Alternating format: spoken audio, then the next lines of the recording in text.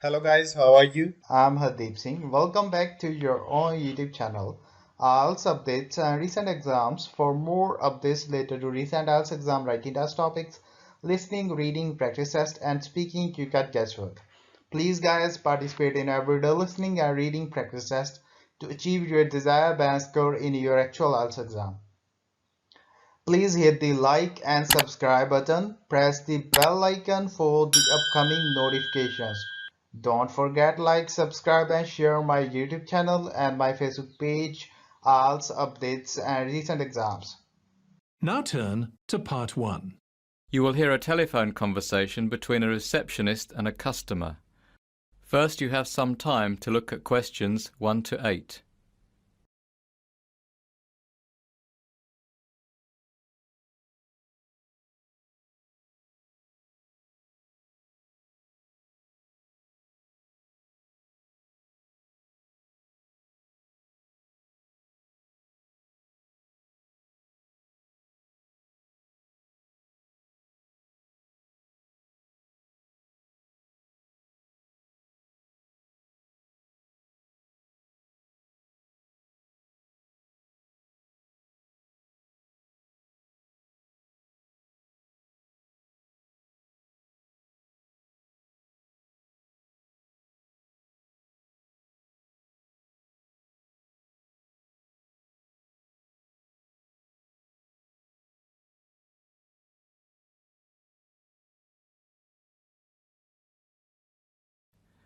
Now we shall begin. You should answer the questions as you listen because you will not hear the recording a second time. Listen carefully and answer questions 1 to 8.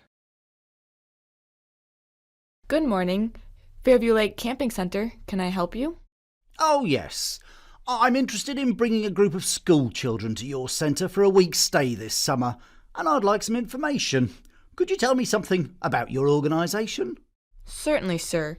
We have three main functions, really.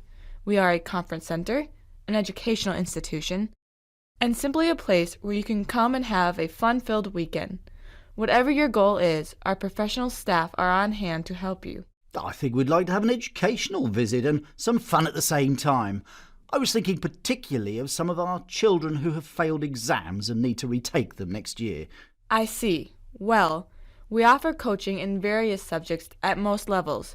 You know, maths, sciences, geography, languages. We adjust the courses according to the needs of your pupils. As for the recreational side of the center, we offer sailing, windsurfing, volleyball, rowing, athletics, and quite a few other sports. Most children have never tried archery, so we offer courses in that too. It's very popular. That sounds good. I'll see if there is any interest. Where would the children stay? Well, we have the Birch unit that sleeps 8 people, and Greenback Row, which sleeps the same number. Cabins 1 through 3 each sleep 10 people. Cabins 5 and 6 sleep 12 people each. How many young people are you thinking of bringing? 22. 12 girls and 10 boys. Perfect. Then I suggest cabin 3 for the boys and cabin 5 for the girls. How long would you want to stay? Ah, yes, I remember. You said a week, didn't you, Mr. Bryson, Mike Bryson. Yes, that's right, a week. Good. Groups arrive on a Saturday evening and leave the following Sunday morning. That would be fine. Now, when are your courses? Tell me the dates that would suit you, and we'll see what we can do. The end of June would be perfect for us. End of June. Let me see. How about the week starting Sunday, June 24th? The week starting Sunday 30th is pretty much booked up. Yes, the 24th would suit us fine. Now, about prices. For 1 week, including lessons, food, accommodation, and all sporting activities, the cost would be £425 per child and £480 per adult. Could I have your school's telephone number, please, Mr. Bryson? Yes, certainly. It's 647-864. 647-864. And the code? 4304. Sorry, no, 1304. By the way, are you open in the winter? And if so, what do you offer sports-wise?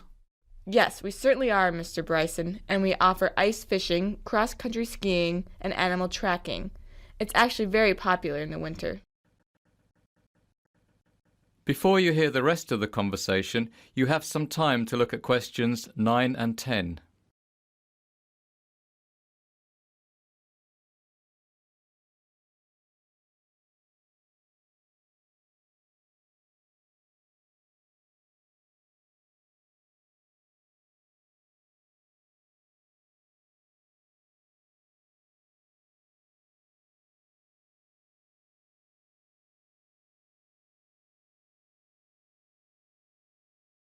Now listen and answer questions 9 and 10.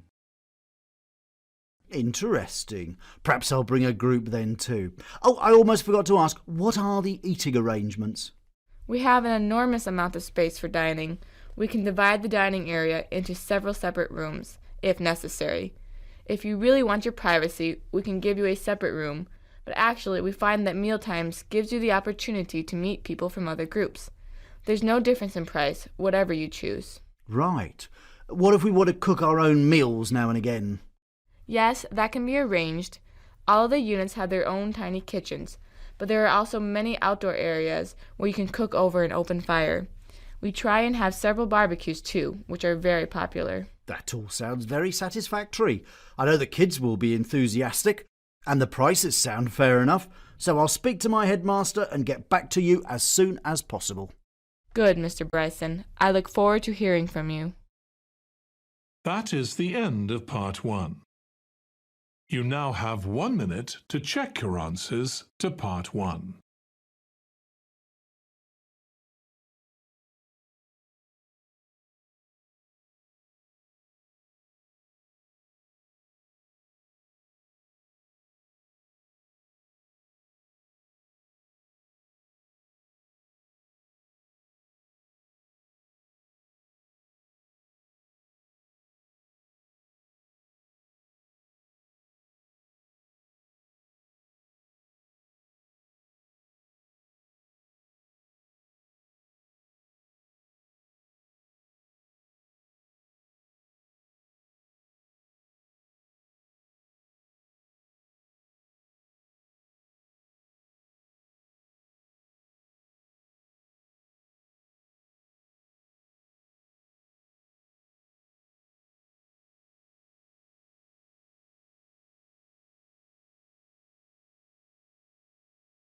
Part 2. You will hear a staff member brief a group of mothers on the attractions at the Children's Grand Forest Play Centre. First, you will have time to look at the questions 11 to 15.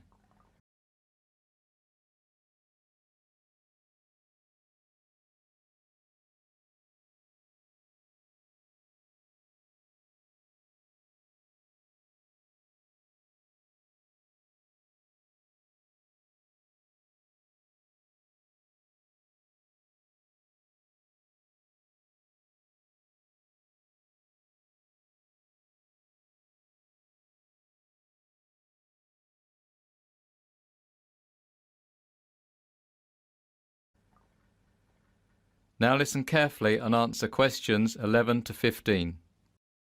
I'm delighted to welcome you all here to our magical little outdoor play centre. We feel very privileged and excited today to have our first customers here to attend the official opening. But before we let you, and more importantly your kids, get down to the business of enjoying themselves, I just wanted to make everyone familiar with the centre's main attractions. If you look at the map I've given you, let's start by following the entrance road straight through the centre to the attraction on the right of the bridge. That is the petting zoo, a lovely little area where children can spend time in the company of our very friendly farm animals. Continuing left past the bridge will take you to the toddler's play pool. Alternatively, taking a right at the petting zoo will bring you down to the bouncy castle and fairy palace. If I can draw your attention to the waterfall and frog pond, you'll notice that there are 2 attractions close by. Following the road that leads to a dead end takes you to Winter Wonderland. Here we use snow machines to create a magical world of winter delights. We think this will be a big favourite. On the other side of the map, just down from the fairy palace, there's another kind of wonderland, Waterworld. Waterworld is for the older kids, a place where they can have fun on the slides and tubes and play about in the water to their heart's content. Jumping back now to the other side of the map again, You'll see not so much an attraction as a service for you poor tired mums. This is the babysitting area. You can leave your little ones in the safe hands of our professional carers should you need a rest. The last attraction I have to show you then is the craft zone, which is on the right hand side, down a little closer to the entrance to the water world. Here the kiddies can learn how to make all sorts of beautiful things like shiny jewellery and sparkly cards. Before you hear the rest of the discussion, you have some time to look at questions 16 to 20.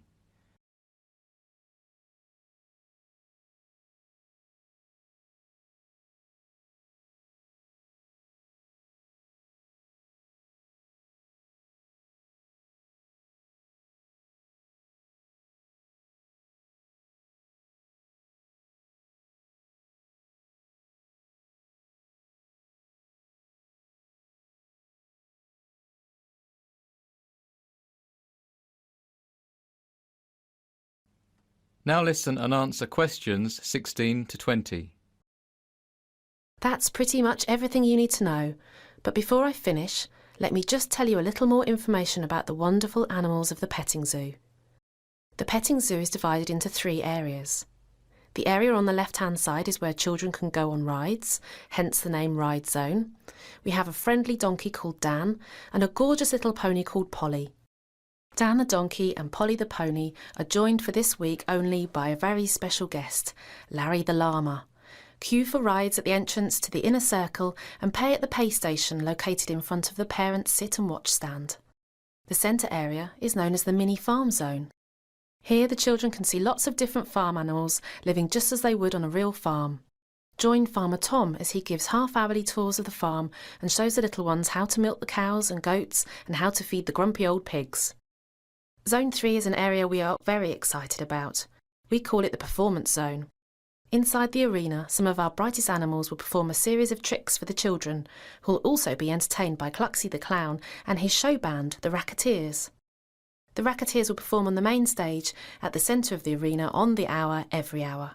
That concludes my little introduction. I hope you have a tremendous day. That is the end of part 2. You now have 30 seconds to check your answers to part 2.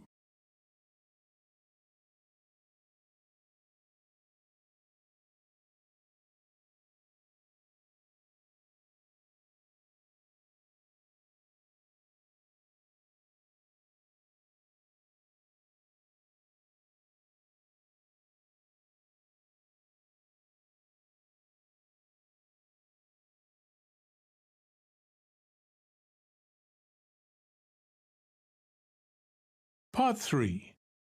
You will hear a dialogue between a PE teacher and an administrator at a summer school. First, you have some time to look at questions 21 to 27.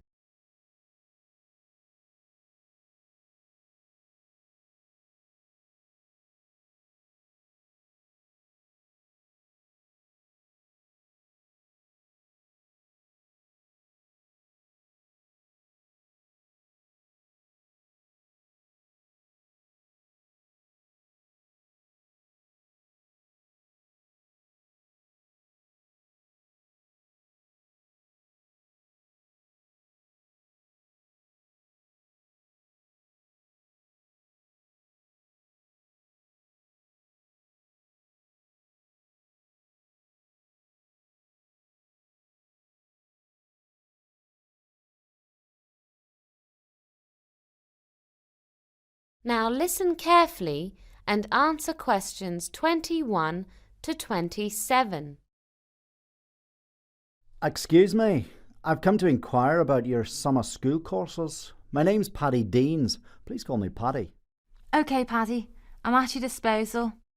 Are you talking about concentrating on one subject, or do you want to study a number of different subjects?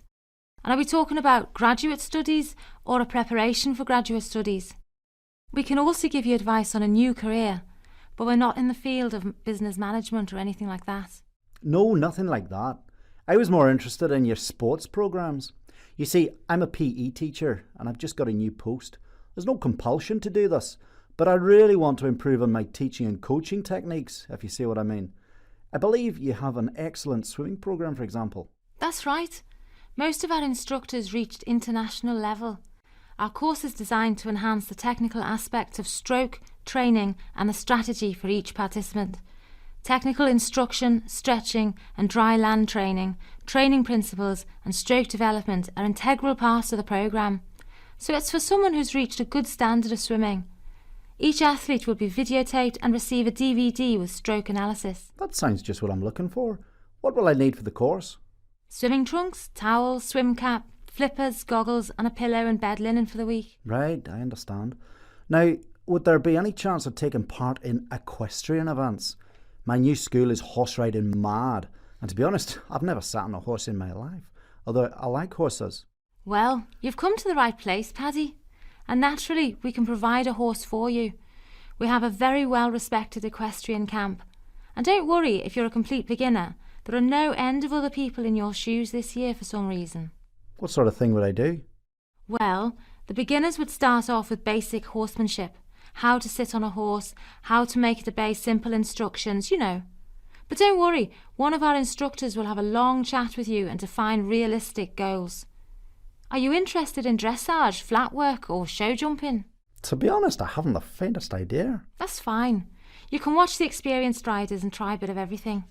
I'm sure something will grab your fancy. Great. By the way, what's the enrolment deadline for all this? Well, we've just extended it by a week, so it's now May 2nd. Fine. Before you hear the rest of the conversation, you have some time to look at questions 28 to 30.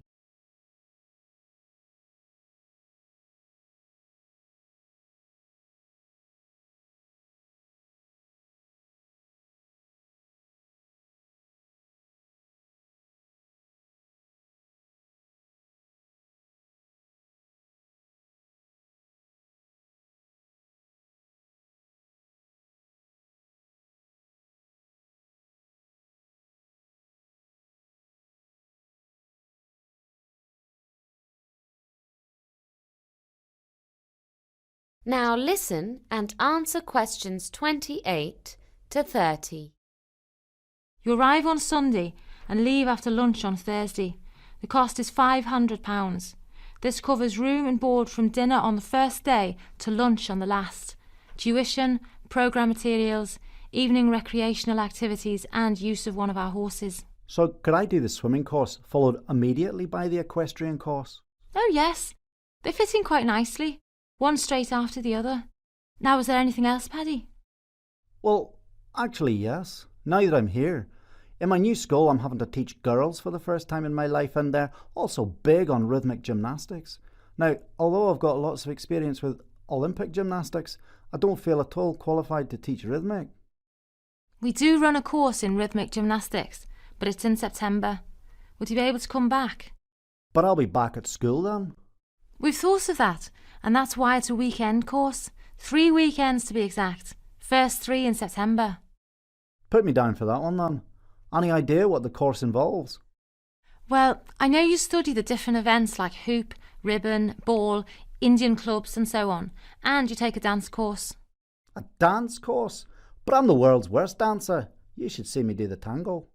No, Paddy, it's not that type of dancing. It's called educational dance and teaches you to be aware of your body and to interpret music. Very important if you want to teach rhythmic gymnastics. Well, I suppose I better try that too. All right, give me the details. That is the end of part 3.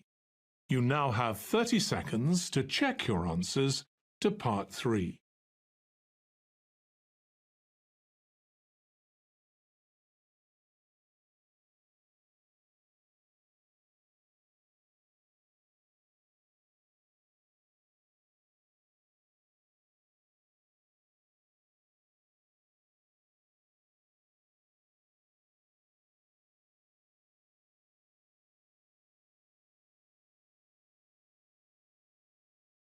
Part 4. You will hear someone giving a talk to parents on planning further education for their children. First, you have some time to look at questions 31 to 40.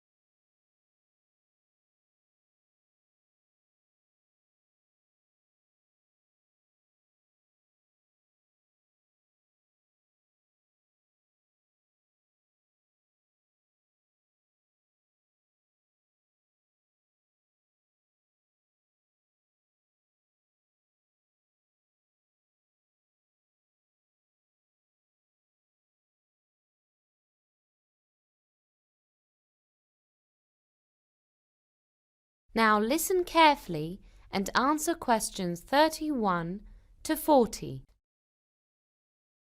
Tonight, I'd like to address myself to parents who are planning to send their children to university, but who might be concerned about the cost. There's no doubt that university education is a great asset. Not only will your children learn and grow, but according to the Department of Skills figures, on average, someone with higher education earns 50% more in a lifetime than someone without. But in the last decade or so, the cost of getting a degree has more than doubled, and it looks as if things are going to get worse. Maintenance grants were abolished in 1997, and tuition fees introduced for students in England, Wales and Northern Ireland. University fees are rising steadily, some of them more than £6,000 a year. If you thought funding a university education was beyond your reach, think again. With sound planning, you can provide your children with this opportunity of a lifetime. If you're a new parent, remember that the earlier you start saving, the less you have to pay every month and the greater your return. Money will give you flexibility about where your children study and the course they choose. But how should you invest? There's no simple answer, but there are a number of options. The National Union of Students estimates that the average undergraduate needs about £25,000 to finance 3 years at university. Based on these figures, it is projected that when someone is at university in 20 years' time, the cost will be approaching £40,000. But this is assuming that university fees will only increase with the rate of inflation. It could, of course, be more.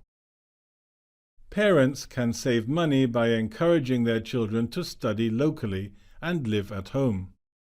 Almost 80% of the costs students incur are living expenses: rent, food bills, travel, laundry, etc. If your child is already 13 years old and you haven't started to save yet, there is no time to waste.